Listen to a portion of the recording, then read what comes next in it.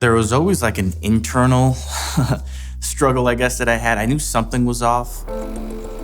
While I was at DePaul, I worked 2 years as an intern at this investment advisory firm. And even if there was a little bit of growth opportunity, there was still a ceiling, it was still capped, versus it being directly tied to work ethic and performance. But it was also just the structure of it all that made me feel kind of limited or anxious. It's a 9 to 5, and this is what the hours are, and there was just no flexibility. It was living by default, not necessarily by design. The turning point, I can remember it was the day that I met my advisor here.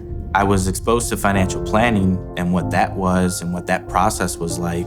And I, in that meeting, told my advisor, I want to do what you do. When he asked about professional goals and learned a little bit more about me, the more I learned about him and the company, I realized, well, that's actually more in line with what I want to do. And so it was that moment that I kind of realized it, and I started interviewing very shortly after. And I actually was probably a little bit naive to the risk. And the recruiter said, well, this is a heavily commissioned role.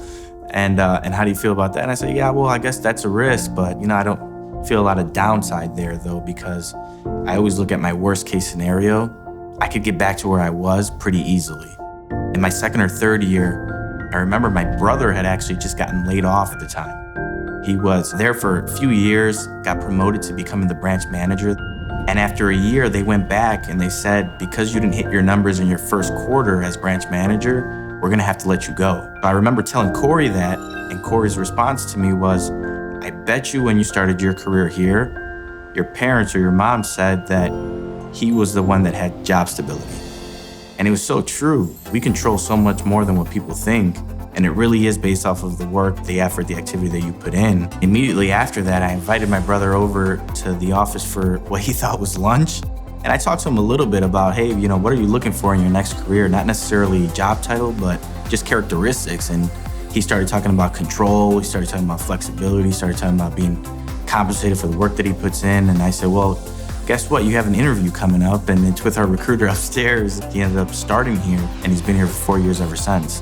At some point, you have to tell yourself that you have to do something different if you expect different results. I know this career is very different than a lot of roles that are out there, but sometimes that's the answer. So sometimes the risk in not changing is greater than the risk of changing.